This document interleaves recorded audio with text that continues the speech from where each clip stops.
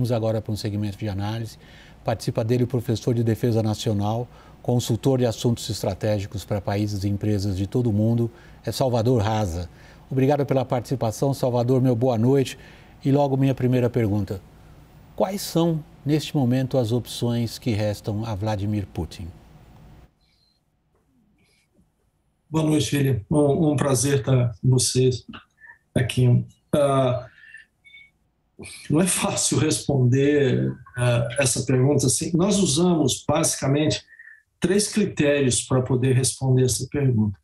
O primeiro critério a gente chama de análise diferencial. A gente se pergunta em que condição os russos teriam os maiores ganhos possíveis em condições finais com as menores perdas previsíveis.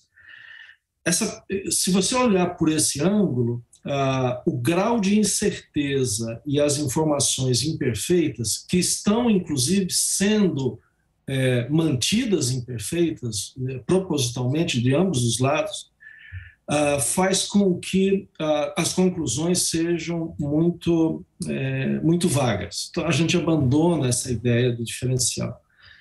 O segundo critério é chamado Savage. Savage, a gente pergunta o seguinte, tem uma teoria complicada, mas no final a pergunta assim, se não der certo para os russos, qual das alternativas disponíveis traria o menor grau de pesar, de arrependimento?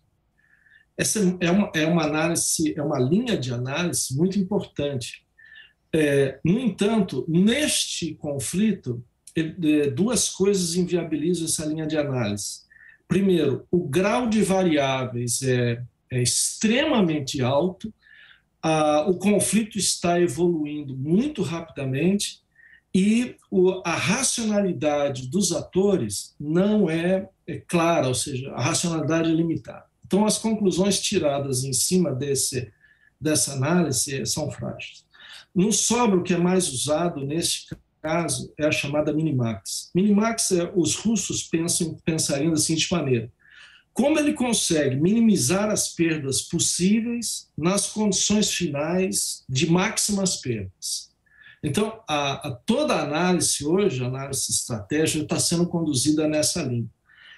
E para essa análise, a gente procura sempre ver o seguinte, aonde estaria o ponto de inflexão do conflito? Aonde estaria uma posição na qual, independente do que os aliados ocidentais, americanos possam fazer, a tendência do conflito não se modificaria.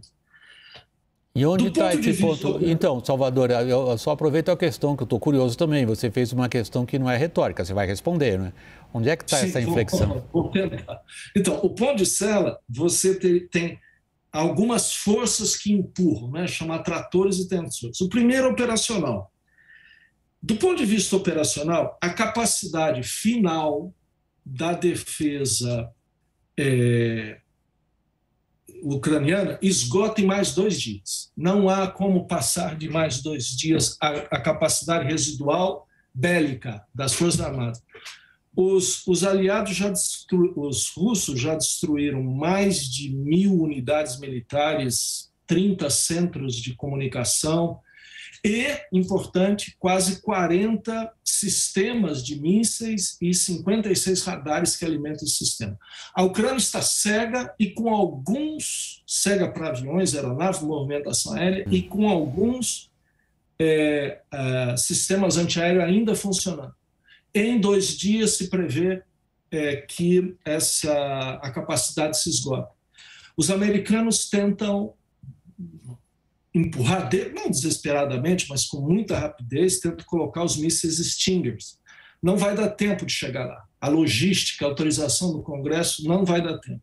Então, do ponto de vista operacional, os russos têm que manter o esforço por mais 2 dias. A partir daí, a capacidade ucraniana de resistir vai praticamente a zero, do ponto de vista bélico. Do ponto de vista da guerrilha urbana, está se falando muita retórica, mas os impactos têm sido marginais em cima disso. Não quer dizer que não sejam importantes, mas estão sendo marginais, e a tendência é reduzir a capacidade do esforço nessa área.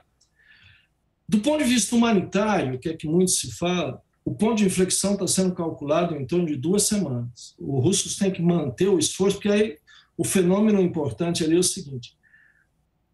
Salvador, deixa eu interromper você nesse ponto, porque é algo que provavelmente chamou muita atenção de quem está nos acompanhando. Você está dizendo que em 2 dias está quebrada a capacidade de resistência militar dos ucranianos e que os russos têm aí o ponto de inflexão. Quebrada essa capacidade de resistência militar dos ucranianos, aí o quê? Daí ele consegue fazer ataques pontuais, mais próximos, aéreos, né? Porque hoje ele está usando mísseis, né? Mísseis e foguetes, basicamente. Ele vai conseguir fazer os ataques pontuais mais fortes, de maneira que a neutralizar centros de poder, unidades de infraestrutura, etc. O país fica completamente vulnerável à ação russa. Entendendo que o suprimento russo já está entrando para manter o esforço. Então, se calcula... Não é matemático. 2 dias a gente estima isso em função da faixa de taxa de desgaste, etc. Mas esse é um dado muito importante que... então, nós devemos ver nesses próximos 2 dias uma grande intensidade, a continuidade da intensidade dos ataques e conflitos, que está sendo seletivo do ponto de vista russo, né? Morreram relativamente poucos civis, deplorável a morte, mas os russos realmente estão evitando esse tipo de conflito, inclusive por questões humanitárias. Entendi, né? Eu entendi. Não, eu não estou atribuindo a você nenhum tipo de cinismo nessa observação, não. Eu entendi perfeitamente o que você está dizendo. Os russos tentando, se é possível, né, calibrar e diminuir o que já é uma crise humanitária. Mas minha última pergunta é a seguinte, Salvador. Realizando esse cenário que você está, digamos, colocando diante de nós, nós vamos ter o quê? Soldados russos, como se fala em inglês, eyeball to eyeball, olho no olho, de soldados da OTAN? Não se está cogitando isso. O ponto de inflexão ocorreria muito antes dessa possibilidade. A ideia é que termine antes. Do ponto de vista humanitário, a questão é, em 2 semanas, o custo de 600 ou 650 mil pessoas deve chegar, para manter, sustentar essas pessoas e depois regressar, deve chegar em torno de $1 bilhão. Os países que estão prestando apoio vão reclamar, do tipo, e agora, quem paga essa conta? $1 bilhão, Polônia, Hungria, não conseguem bancar. Então, os próprios países internamente vão começar a ser mais resilientes a atrair a receber essas pessoas, né, da Ucrânia.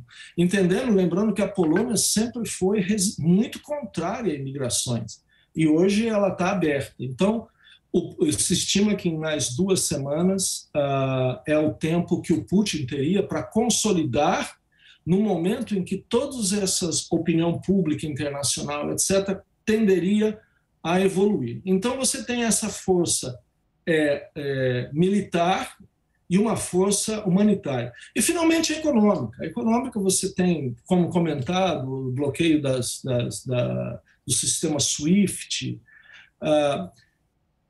Todos esses mecanismos internacionais ocorrem o seguinte: ele é relativamente lento, tá?